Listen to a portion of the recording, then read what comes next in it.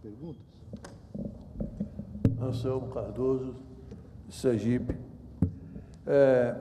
Eu estou com duas situações aqui que eu queria que os palestrantes me derem uma solução.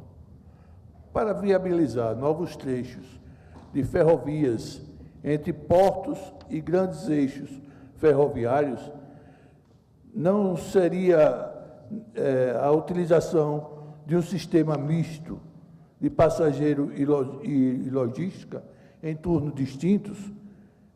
Essa pergunta vai para os dois últimos palestrantes, para me solucionar esse problema que eu tenho lá, porque eu quero usá-los, fazer esse novo eixo para também transporte público de passageiro do Estado. E também a respeito das antigas ferrovias que estão desativadas, como lá no nosso Estado é a Vale, como seria para a gente utilizar elas, reativar e até fazer interligação, porque Sergipe ficando entre Alagoas e Bahia, e a nossa ponte foi chamada, inclusive, a do Rio São Francisco, da União, da Integração Nacional, não seria viável reativar para fazer retomar essa integração nacional, já que vai ter ligações com a Norte e Sul, no caso, como é o caso do Porto de Suape, que sangrou para a Bahia, e a gente sangraria em Petrolina ou Juazeiro para o Porto de Aracaju. E iríamos utilizar também ela como passageiro e carga, em turnos distintos. Muito obrigado. Vou falar rapidamente. Eu acho que, a respeito de novas ferrovias integrarem passageiro e carga, é uma questão que cabe ao governo, enfim, avaliar se isso é pertinente. É sempre bom lembrar que o transporte de passageiros normalmente é subsidiado, o transporte sobre trilhos. Enfim, diz a literatura que dificilmente consegue se pagar, é uma questão de política pública, uma opção do legislador. Hoje, atualmente, as concessionárias de carga não podem transportar passageiro. Isso é uma vedação dos contratos atuais, das atuais concessões. Eu não sei por que foi feita essa opção no passado, mas, então, em relação às atuais concessionárias, existe uma impossibilidade até jurídica, mas nada impede que novos projetos, como já foi dito aqui, pensem na integração ou na utilização de faixa de domínio, enfim, acho que nada impede isso. O Intercidades, inclusive, está se apoiando na utilização de faixas de domínio de ferrovias já existentes. E a respeito da reativação de trechos ou da utilização de trechos que hoje não estão em operação, isso eu falei muito rapidamente na apresentação, mas as ferrovias vão ser, na verdade, estão sendo já instadas pelo governo, pelo próprio Tribunal de Contas, a dar uma solução para os trechos que não estão em operação. Se o trecho não for viável economicamente dentro da concessão, a ferrovia vai indicar se ele tem viabilidade para carga dentro de um novo modelo de negócio, de um modelo mais simples, ou se não tem, então a ferrovia vai fazer esses estudos e o DENIT e a ANTT em conjunto vão ter que decidir qual o caminho que vai ser feito. Mas, enfim, isso vai acontecer, quer dizer, esses trechos eles serão estudados pelo setor, eles não vão ficar abandonados, enfim, ad eternum. Isso a gente pode ter convicção.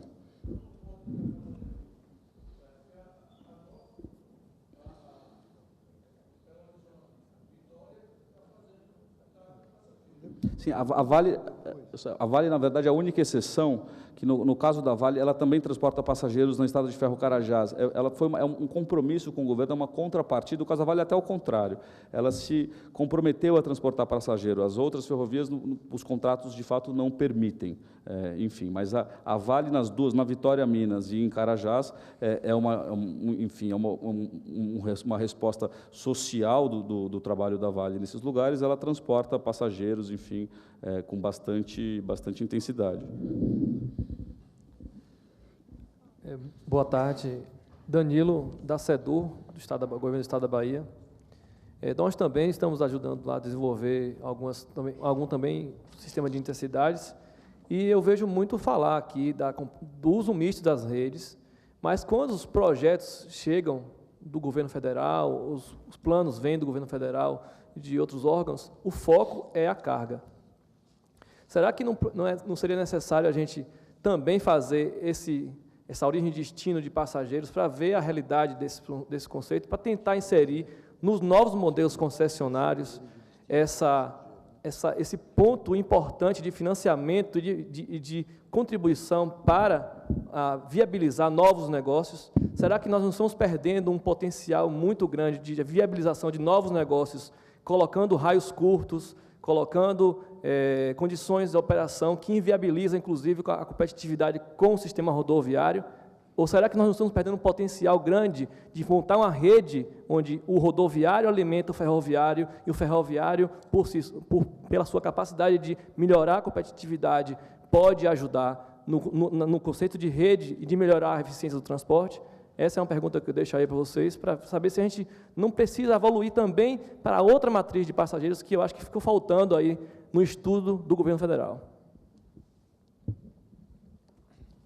Eu acho que é uma observação interessante. O estudo da EPL olhou também a origem e destino em aeroportos, fez um estudo para aeroportos, para passageiros, mas o foco do plano de logística é carga. Então, a gente não teve o foco em passageiros. Eu acho que eu não sou o melhor especialista para falar em passageiros, mas a gente está apoiando o trem Intercidades aqui de São Paulo. Mas eu queria até fazer uma pergunta para ver se eu estou entendendo corretamente. Para mim, transporte sobre trilhos em áreas metropolitanas é uma necessidade. Em outras áreas que não sejam metropolitanas, ela vai perder para rodovia e para avião. Se planejar transporte por trem que não seja um trem de alta velocidade, eu acho que vai ser meio complicado, porque o custo de implantação pode ser muito alto. E a decisão foi colocar por ferrovias, mas eu acho que é um estudo que tem que ser mais aprofundado. Eu não conheço nenhum especialista em transporte de passageiros aqui no Brasil, de fato especialista. Quando a gente estava discutindo no passado o trem de alta velocidade, quem dava opinião era quem entendia de carga. E eu não consegui identificar ninguém de fato especialista, fora transporte metropolitano, que aí sim, não tem dúvida, tem que ser metrô ou trem.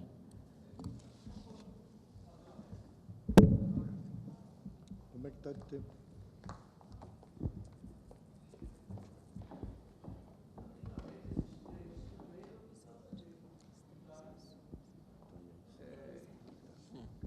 Respondendo rapidamente, nós assistimos há poucos minutos atrás a apresentação da Deutsche Bahn. E, pelo que me parece, a Europa inteira, a relação que se tem com a ferrovia é sim pautar o posicionamento econômico do desenvolvimento das ferrovias em carga e passageiro. Então, acho que essa pergunta eu respondo ao senhor olhando para fora do país. Eu acho que, olhando para fora, a gente tem um modelo para se implantar aqui dentro. Por isso que eu acho que a gente precisa de um especialista nisso, porque as comparações são muito difíceis.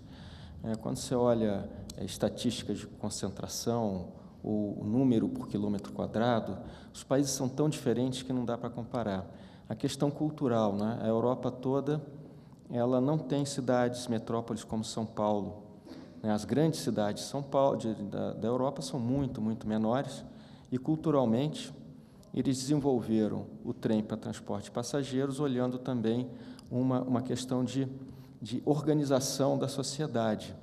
Então, eles são muito mais distribuídos e baseados em ferrovia e uma cultura que veio de muitos anos.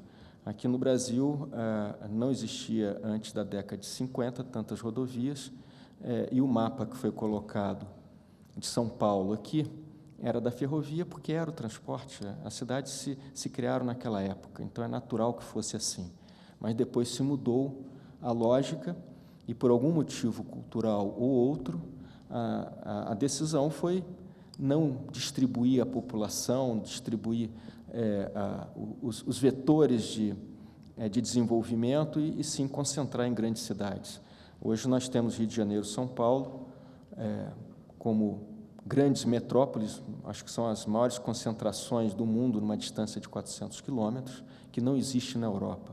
Então, as comparações elas são muito difíceis, porque as realidades são muito distintas. Então, é difícil responder essa pergunta e as comparações, para mim, não servem. Temos espaço para mais 3 perguntas. Então, temos aqui o Jorge, é isso? E o Fred. Fechou? Vamos lá. Bom, boa tarde, parabéns pela exposição dos colegas. Quem fala é Paulo Kev, eu sou representante da QED, a empresa de integração de questões energéticas, e tenho questionado muito o setor em termos de como vai energizar toda essa movimentação de cargas, passageiros e assim por diante, numa extensão continental, com uma logística de petróleo, gás e energia elétrica sofrível, vergonhosa, ao ponto de chegarmos a estar importando do Uruguai e da Argentina energia nos próximos meses. Então, eu gostaria que fosse colocada no plano da EPL, que acabou de sair, infelizmente não deu tempo para fazer pergunta ou colocar a proposta, qual será realmente a nossa matriz energética para fazer uma movimentação dessas cargas todas, todo esse sistema que está sendo discutido aqui o dia inteiro, né? Eu acompanho lá em Brasília, a Norte-Sul levou quase 30 anos para ser, ou pouco mais, para ser terminada, o problema de locomotiva e assim por diante.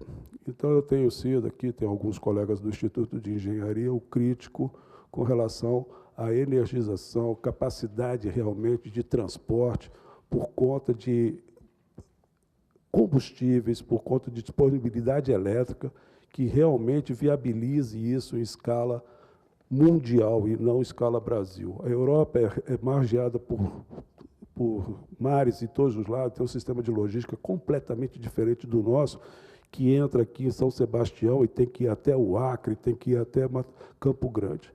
Então, fica a pergunta, fica aí a sugestão, a provocação para que a EPL faça uma revisão e pegue o Ministério de Minas e Energia e chame na responsabilidade do risco que está colocando o Brasil, né? Então, esse é um problema muito sério, já faz uns 7 anos que eu discuto isso aqui em São Paulo, em vários fóruns, e coloco e agradeço ao Pedro Machado por ter dado a oportunidade de estar aqui com o meu stand e com a minha proposta. Muito obrigado. Tá anotada aqui a observação. Acho que a integração da EPL com a EPE, que acabou de fechar o plano decenal, né? Ela faz, assim como a EPL, a gente está tentando colocar a EPL numa lógica parecida com a EPE, pelo menos tem planejamento, tem uma projeção de curva de demanda e tem uma discussão pública sobre matriz energética, e que acabou de fechar nesse momento. As questões que envolvem logística, eu acho que está anotado, um trabalho como que a EPL está fazendo, eu acho que é mais uma contribuição que tem que entrar na pauta de estudos. Sou Frederico Bussinga, do IDELT. A minha pergunta é para o Henrique. Foi mencionado, ele mencionou, tanto quanto medalha no painel anterior, a dificuldade da Ferrovia Norte-Sul, que está na pista, é a próxima que está aí, inclusive com as audiências públicas já realizadas. As dificuldades, apesar de ter andado tanto quanto andou, e está aí programado aí o leilão proximamente. E são várias as dificuldades, uma delas é estrutural, ela não chega a porto na configuração que está aí, outra já tem uma parcela subconcedida no meio do caminho, mas, enfim. A minha pergunta, na verdade, é das soluções que foram apresentadas, tanto nessa sessão quanto no painel anterior. Toda vez que você falou da saída do Arco Norte, são 3 os projetos apresentados, inclusive no mapa aqui do BNDES, foi o mais estruturado. BR-163, Ferrogrão, Norte-Sul e agora, ao final, o FIOL, apresentada como uma saída para o problema da Norte-Sul. Está tudo muito correto. A minha pergunta é, por que é que não está incluído nesse cardápio a ferrovia paraense, que é a solução mais natural para a ferrovia Norte-Sul, além de ter as suas razões específicas de movimentação na carga no Pará Oriental. Então, a minha pergunta, Henrique, é por que é que a ferrovia paraense não está incluída nesse conjunto de projetos qualificados do Norte? Obrigado. Um projeto semelhante à ferrovia paraense, que é um pouco maior até do que a extensão da Norte-Sul, elas são paralelas e, obviamente, uma elimina a outra. Se o Pará conseguir fazer essa ferrovia, que é a iniciativa deles, né, eu acho que todo mundo tem que bater palma de pé, e ela vai estar integrada naturalmente com a Norte-Sul pela saída pelo Norte. Eu acho que é o máximo que a gente pode falar. Eu não sou profundo conhecedor do projeto que está sendo colocado pelo Estado do Pará. Existe saída na ferrovia de Carajás, que está duplicada, e até onde eu vi, as projeções mostram que, para a carga que pode vir da Norte-Sul, a capacidade da ferrovia de Carajás vai ser suficiente. Existem outras cargas que podem ser adicionadas, que sairia ali de Açailândia até Barcarena, se não me engano, seria esse trecho, ou um trecho um pouco diferente que o Estado do Pará está sugerindo, mas eles são substituíveis. O que eu posso te dizer é isso, não está na prioridade, por causa disso, a carga que vem, ela é suficiente passando pela ferrovia duplicada de Carajás, mas se o Estado do Pará conseguir fazer, eu acho que é um ativo que a gente tem que tirar o chapéu, porque fazer ferrovia não é fácil. Olá, sou Alessandro da Mata, sou jornalista, sou da revista Ferroviária. Eu gostaria de saber, de ao menos um de vocês, como é que vocês receberam hoje a informação publicada no Valor Econômico de que o Ministério Público Federal está orientando, está recomendando que a ANTT não assine nenhum aditivo com relação a prorrogações de concessões, porque fatalmente haverá judicialização, ou seja, uma prorrogação dessas discussões, enfim, uma tentativa de bloqueio com relação ao que está sendo planejado pelo governo federal. De que forma isso afeta o planejamento de vocês? Acho que a respeito do planejamento o Henrique pode falar melhor. Só o Ministério Público Federal ele recomendou que a ANTT não celebre os aditivos de prorrogação sem que o TCU se manifeste. É o que está na Lei 13.448. Então, não me parece que tenha nenhuma novidade aí. Não acho que isso vai prejudicar o andamento. Já estava previsto, inclusive, exigência legal. Esses aditivos vão ser analisados pelo TCU antes da concretização. Então, talvez a matéria tenha dado um enfoque um pouco mais significativo para o que de fato aconteceu. Bom, eu vejo da mesma forma, é possível legalmente, tem que seguir os trâmites normais. Eu considero que esse debate é absolutamente natural. A gente vai ter que explicar muito bem para o TCU, não só para o Ministério Público, ou para a sociedade, por que vale a pena fazer essa prorrogação antecipada. Conceitualmente, um modelo de regulação por contrato, ele reza que uma relicitação é superior a uma prorrogação, porque você vai ter mais facilidade de incorporar os conhecimentos, o aprendizado do período e levar a mercado para um processo competitivo. E o que nós vamos fazer é mostrar que, no caso das ferrovias, o ambiente e as condições levam a que essa decisão de prorrogação seja superior a se esperar 10 anos para uma necessidade que nós temos hoje, num ambiente de mercado onde fazer ferrovias é muito difícil, são poucos grupos, o ambiente competitivo é muito menor, além de ter essa necessidade. Então, é um debate que a gente tem que ter, tem que explicar isso, não só para eles estão preocupados corretamente, mas a gente vai ter que provar que essa decisão é superior a se esperar 10 anos e se fazer um processo de relicitação. Eu agregaria que, após os 10 anos, a relicitação sendo possível, você precisa ter potenciais interessados. Esse é outro ponto que deve ser levado em conta também. Encerramos? Vicente, posso fazer só uma Claro, colocação? por favor. Só voltando a um ponto do Fernando, eu achei muito interessante, eu queria frisar de novo, que ele falou que direito de passagem pode conviver com um modelo verticalizado. Eu acho bem importante esse ponto que ele tocou, acho que concordo também com essa afirmação, e queria também retomar só o ponto que a gente perpassou aqui sobre transporte de carga geral em linhas curtas, distância, e também transporte de passageiros. Eu diria que modelos de negócios diferentes também devem conviver com o modelo de negócio principal. Vamos dizer, uma coisa meio que decorrente da outra. É que eu acho que a gente não está acostumado com isso, né? Quer dizer, o sistema ferroviário ele tem quase que um modelo de negócios preponderante. Mas eu acho que a gente visualizar um sistema ferroviário com modelos de negócios diferentes e que possam ter, inclusive, fontes de financiamento diferenciadas, né? Um vai ser verticalizado, o outro talvez não. São opções interessantes para o desenvolvimento do setor. Então, eu coloquei isso mais como uma provocação, no sentido de que a oportunidade de desenvolvimento do setor ferroviário deve ser construída pelos participantes, e as oportunidades estão aí, o mundo já mostrou isso para a gente. Ok. Então, eu queria, antes de passar a palavra ao André para o encerramento, novamente agradecer a todos vocês, Henrique, Dalmo e o Fernando, pela participação brilhante aqui nesse seminário. Agradecer, Pedro, a EAMESP, a Fiesp também, por ter chancelado esse seminário de infraestrutura ferroviária.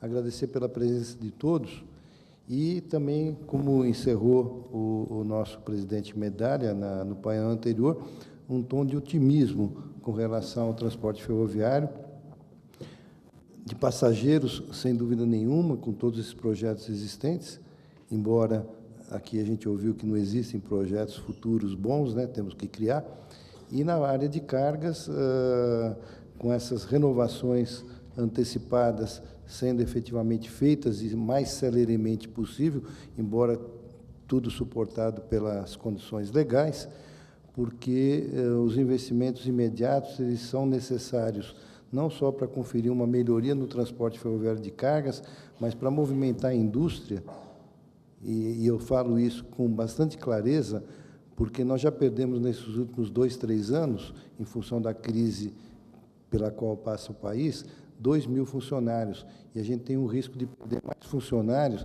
na medida em que a gente não tiver a renovação antecipada efetivada. Claro que os novos projetos eles serão feitos, mas eles são, tirando a Norte-Sul, eles são de mais longo prazo, e enquanto que os investimentos nas renovações antecipadas, eles serão imediatos a partir do ano que vem. Então, muito obrigado a todos e continuamos amanhã, né, Pedro? Muito obrigado.